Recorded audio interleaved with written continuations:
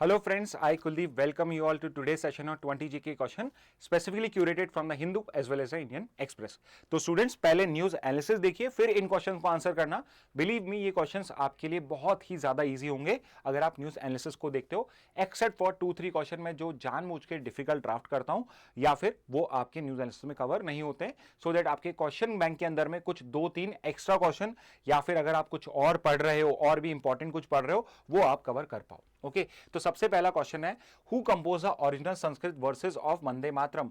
वंदे मातरम को ओरिजिनली किसने कंपोज किया था? तो it was originally composed by Bankim Chattopadhyay. Okay तो फर्स्ट का आंसर हो जाएगा D.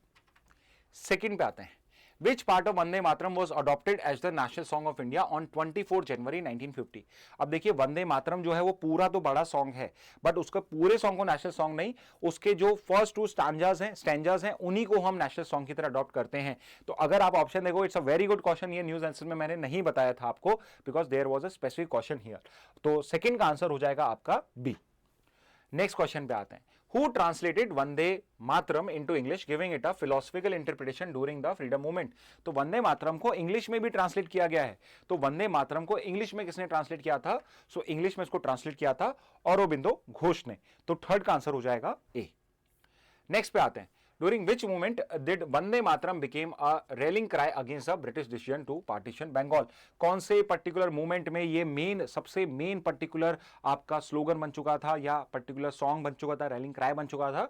So that was the स्वदेशी मूवमेंट ऑफ 1905 जो बंगाल पार्टीशन के टाइम में हुआ था। तो फोर्थ का आंसर हो जाएगा सी। नेक्स्ट पे आते हैं, how many total members are there in the monetary policy committee. तो आज हमने एमपीसी को डिटेल में डिस्कस करा है। वेरी इजी क्वेश्चन फॉर दोस्त जिन्होंने न्यूज एनालिसिस देखा है। कितने मेंबर्स होते हैं एमपीसी के अंदर में? तो एमपीसी के अंदर में होते हैं 6 मेंबर। तो फिफ्थ का आंसर है ए। नेक्स्ट पे आते हैं, who is the chairperson of MPC. MPC का चेयरपर्सन कौन होता है? तो नाम नहीं पूछा है, नाम आप मुझे बता सकते हैं, मैं आपको पोजीशन बताता हूं। It is the RBI governor जो एमपीसी को चेयर करता है। तो सिक्स का आंसर हो जाएगा डी। नेक्स्ट पे आ जाते हैं, how many MPC members are appointed by the central government. MPC के कितने मेंबर्स सेंट्रल गवर्नमेंट अपॉइंट करता है? तो इसमें टोटल 6 मेंबर्स होते हैं, 3 आरबीआई को रिप्रेजेंट करते हैं, 3 सेंट्रल गवर्नमेंट को। तो 7 का आंसर हो जाएगा ऑप्शन सी। नेक्स्ट पे आते हैं, what is the tenure of government appointed MPC members. Government के जो पर्टिकुलर मेंबर्स होते हैं, गवर्नमेंट अपॉइंटेड मेंबर्स होते हैं एमपीसी के, उनका टेन्योर क्या होता है? अब देखिए, if you remember news analysis में मैंने बताया कि वो फ्लेक्सिबल होता है, वो कम ज्यादा हो सकता है, but it is currently 4 years. तो 8 का आंसर हो जाएगा सी। नेक्स्ट पे आते हैं, what is the inflation target mandated for the MPC. Inflation target क्या है एमपीसी को, क्या ऑब्जेक्टिव है एमपीसी का? तो उसका ऑब्जेक्टिव है इन्फ्लेशन को मेंटेन करना या उसको मूव अराउंड करना बिटवीन 2 to 6%, यानी 4 से लेके ±2% का बैंड हो जाएगा उसके पास में। तो 9th का आंसर है बी। नेक्स्ट पे आ जाते हैं, what is the minimum quorum required for an MPC meeting. Minimum quorum क्या है, मतलब मिनिमम कोरम क्या है, ये सिंपल ये भी बोल सकते हैं, मिनिमम मेंबर्स कितने होने चाहिए कोई भी मीटिंग करने के लिए। तो कोई भी डिसीजन लेने के लिए एमपीसी के मिनिमम 4 मेंबर्स वहां प्रेजेंट होने चाहिए। तो 10th का आंसर है सी। नेक्स्ट पे आते हैं, how often must the MPC meet at minimum in a year. MPC जो है आपका, उसको मिनिमम कितनी बार मीटिंग करना है साल में? तो रिक्वायरमेंट बाय लॉ है कि उनको एटलीस्ट 4 टाइम्स एक साल में, यानी हर 3 महीने में एक मीटिंग करनी है। बट यूजली वो बाय मंथली करते ही हैं, 2 महीने में कर लेते हैं, यानी मिनिमम 6 मीटिंग उनकी हो जाती है। लॉ की रिक्वायरमेंट क्या है कि 4 मीटिंग आप कर रहे हो, तो आप लीगल रिक्वायरमेंट पूरी कर रहे हो। तो 11th का आंसर है ए। नेक्स्ट पे आते हैं, in case of a tie during vote who has the casting vote.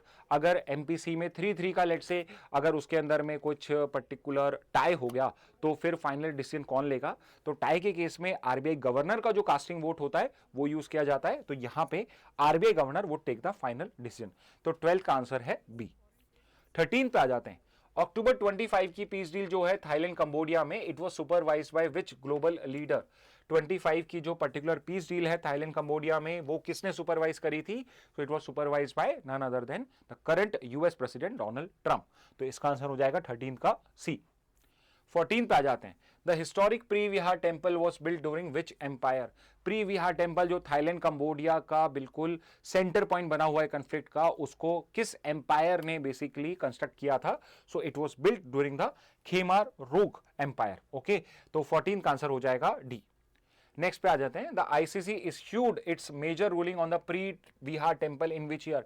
ICG ने अपना मेन जो पर्टिकुलर रूलिंग है प्री विहार का वो कब दिया था? अब देखिए यहां पे 1962 भी ऑप्शन है, 2013 भी है, दोनों टाइम में Cambodia went to the ICJ for a decision of Preah Vihear. But यहां पे पूछा क्या है, मेजर रूलिंग कौन सी थी, मेन रूलिंग कौन सी थी, तो मेन रूलिंग थी 1962 की। 2013 में वापस से अपनी 62 की रूलिंग को रीअफर्म किया था। तो अगर मुझे 62 2013 में चूज करना है, so answer would be option B. Next पे आते हैं, which country has the world's largest proven oil reserves. यहां पे किस कंट्री के सबसे ज्यादा ऑयल रिजर्व्स है, जमीन में या ओशन के नीचे, उसके टेरिटोरियल सी के नीचे, एक्सक्लूसिव इकोनॉमिक जोन के नीचे सबसे ज्यादा ऑयल प्रूवन ऑयल रिजर्व किस कंट्री के पास में है, तो वो कंट्री है आपकी वेनेजुएला, जिसके पास में सबसे बड़े लार्जेस्ट प्रूवन ऑयल रिजर्व्स हैं। तो 16 का आंसर है ए। 17 पे आ जाते हैं, the largest oil producing country in the world is. World की सबसे बड़ी ऑयल प्रोड्यूसिंग कंट्री कौन सी है, सो वर्ल्ड की सबसे बड़ी ऑयल प्रोड्यूसिंग कंट्री है इस टाइम में यूनाइटेड स्टेट्स। ओके, प्रोड्यूसर पूछा गया है, ठीक है, तो 17 का आंसर है सी। 18 पे आ जाते हैं, इंडिया जो है वर्ल्ड का third largest importer of oil है। तो इंडिया की पोजीशन नहीं पूछी है, आपसे पूछा है कि रैंक 1 और 2 किसकी है, तो रैंक 1 और 2 कंजम्पशन पूछा गया है। तो सबसे ज्यादा कंजम्पशन अभी यूएस करता है और सेकंड के ऊपर पे है चाइना। तो यहां पे अगर आप ऑप्शन डी देखोगे तो that would be the correct answer. तो 18 का आंसर है डी। नेक्स्ट पे आते हैं, वर्ल्ड का लार्जेस्ट ऑयल एक्सपोर्टर कौन है, सबसे ज्यादा ऑयल एक्सपोर्ट कौन करता है। अब देखिए प्रोडक्शन सबसे ज्यादा यूएस करता है, बट वो खुद कंज्यूम कर जाता है, इसलिए वो थर्ड नंबर पे आता है एक्सपोर्ट के अंदर में। और अभी करंटली सबसे ज्यादा एक्सपोर्ट कौन कर रहा है, तो currently it is being done by Saudi Arabia, then followed by Russia and then finally US. Russia के अगेंस्ट में क्योंकि सैंक्शन लग रहे हैं इसलिए वो टॉप पे नहीं आ पा रहा है, नहीं तो अगर सैंक्शन नहीं होते तो पॉसिबली शायद एक्सपोर्टर सबसे बड़ा रशिया होता, but currently it is Saudi Arabia. तो 19 का आंसर है डी। नेक्स्ट पे आ जाते हैं, India is the world largest buyer of which country sea borne crude. India जो है वर्ल्ड के किस कंट्री का सबसे बड़ा बायर है, जो उसका सी बॉर्न क्रूड मतलब सी के नीचे से निकाला हुआ क्रूड ऑयल है, उसको इंडिया सबसे ज्यादा बाय करता है। तो यहां पे सबसे ज्यादा हम सी बॉर्न क्रूड जो बाय करते हैं वो बाय कर रहे हैं हम रशिया का। तो 20 का आंसर हो जाएगा बी। फाइनली एक बोनस क्वेश्चन और, which of the following is a major Russian energy company. अब यहां पे 4 कंपनी दी हुई हैं और ये क्वेश्चन इसलिए इंपॉर्टेंट है because this is that company जिसके ऊपर पे सैंक्शंस लगा दिए गए, इसलिए इंडिया अब इस कंपनी से ऑयल बाय नहीं कर सकता है। तो जिस कंपनी की मैं बात कर रहा हूं जो टॉप 10 वर्ल्ड की लार्जेस्ट कंपनीज में आता है, that is your Luke oil. तो 21 का करेक्ट आंसर हो जाएगा ऑप्शन ए। ओके, तो स्टूडेंट्स ये थे आज के द इंपॉर्टेंट 21 जीके क्वेश्चन। तो अगर आपको ये क्वेश्चन अच्छे लग रहे हैं, यू फील कि ये क्वेश्चन अच्छे हैं, तो उनको आप एक क्वेश्चन बैंक बनाइए जहां पे आप उसका क्वेश्चन लिखिए और नीचे उसका सही आंसर लिखिए। ओके, और इस मैसेज के साथ आज का सेशन एंड करते हैं।